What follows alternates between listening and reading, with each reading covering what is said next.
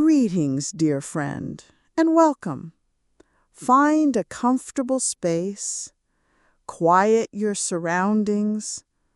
Let's journey together into the very heart of meditation. Let us begin with an open heart and, well, a receptive mind. The path of meditation, it really begins before we even close our eyes. Our guide today wisely states, he says, it is important not to approach meditation when your thoughts, mind, and perception are muddled. Explaining, this is because it prevents access to a pure spiritual connection with universal consciousness. Let's pause and just breathe with that for a moment. This is such a profound act of self-kindness. It reminds us not to battle with our own minds. You know, if your inner world feels like a stirred-up pond, the first step isn't to fight the turbulence. No, it's simply to allow the sediment to settle. Sincerely, the journey to a pure connection, it begins with this gentle, honest awareness of where we are, right now. The guide continues. He warns us of side transformations that divert us from the straight path. Things like blaming others or indulging in negative judgments or, even following teachers without questioning. Think of these as subtle currents. They just pull us away from our center. Reflective, blame and judgment, they create these ripples of negativity that they obscure the truth of our being. And even following a teacher without that inner questioning, well, that can become a distraction. It prevents us from listening to our own innate wisdom. This spiritual journey is ultimately yours alone. Your awareness is the only compass you truly need.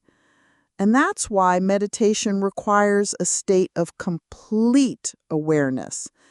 It's a form of spiritual purification, a returning to our original, untarnished self. This purification, it's the very essence of the practice. It's a cleansing of the soul. It's a freeing of the spirit from all that burdens it. And so we are reminded to be vigilant for every deviation and to continuously purify yourself. This isn't a one-time chore, no. It's a continuous loving practice of returning again and again to the light within. So let's consider the sacred conditions for a successful meditation. The first one, it's to purify the heart from arrogance and pride. It's only with true humility that we can see the world as it is and receive what our guide calls divine, luminous knowledge. Arrogance is a closed door, It's the mind that believes it already knows all the answers. Humility, on the other hand, is a vast open window. It's ready and willing to receive the light of a new dawn. Softly, to meditate is to become humble, to bow to the mystery. It's to acknowledge the great wonder of the universe and our sacred place within it. It's whispering to life, I am here to learn. I am here to receive. I am here to be transformed. Okay, the second condition is to cultivate an absolutely grateful and loving heart, here and now. Gratitude, wow, it's the key that unlocks the fullness of life. It's the recognition of the profound gift of this very moment. To be loving, that's to connect with the sacred energy that animates all of creation. When we are rooted in gratitude and love, we naturally detach from the stories of the past and anxieties about the future. We enter the timeless present. That's the only space where we can truly meet the great Creator. This leads us to the next essential steps. The guide says, curb your hatred, anger, and resentment.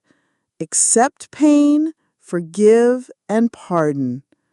Resentment is such a heavy stone we carry on our own backs. Forgiveness is the conscious choice to set that stone down. It's not about condoning what was done, not at all. Kindly, it's about freeing yourself from the chains of the past so you can walk your path with lightness and grace.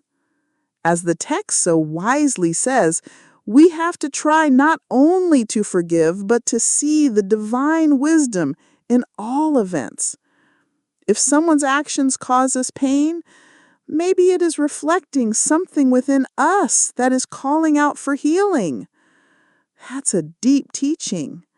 It empowers us to take loving responsibility for our own inner world, because that is the one garden we can truly cultivate. And that is the final condition. If we wish for harmony in our world, we must first find harmony within ourselves. The guide says you must continuously develop and change yourself. And then what? The entire world will change around you. Insightful. Your inner state is the very lens. It's the lens through which you perceive reality. When you polish that lens with love and forgiveness and gratitude, the entire world transforms before your eyes. Okay, now, let us turn to the sacred practice itself. How do we meditate? First, create a sanctuary, a quiet place, maybe with dim light and fresh air. Wear clothing that allows you to feel free and comfortable. Then sit with a straight but relaxed spine, balanced and comfortable, and with your hands resting gently on your knees. Allow your eyes to half close. Bring your awareness softly to your breath. Breathing is an essential part of meditation, our guide reminds us. Focus on your breathing, but do not control it. Emphasizing this is so important. You are not forcing the breath. You're observing it, welcoming it. Just feel the gentle tide of air entering your body. Feel your abdomen softly rise and fall. Breathe from this deep, calm center. Your breath, it's the anchor for your wandering mind. As you breathe, try to feel the love and grandeur of the universe permeating your heart and body. Allow a sense of awe to fill you. Just try to see the divine intelligence in all things. Then, if you wish, you can begin to chant a mantra.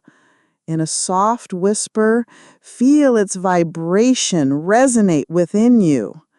Instructive, fill yourself with the mantra. Disregard everything else. Become the sound. When thoughts arise, and they will, see them as clouds passing in the sky. Notice them without judgment, and then gently, lovingly, return your focus to the mantra. Soothing. Don't control its rhythm.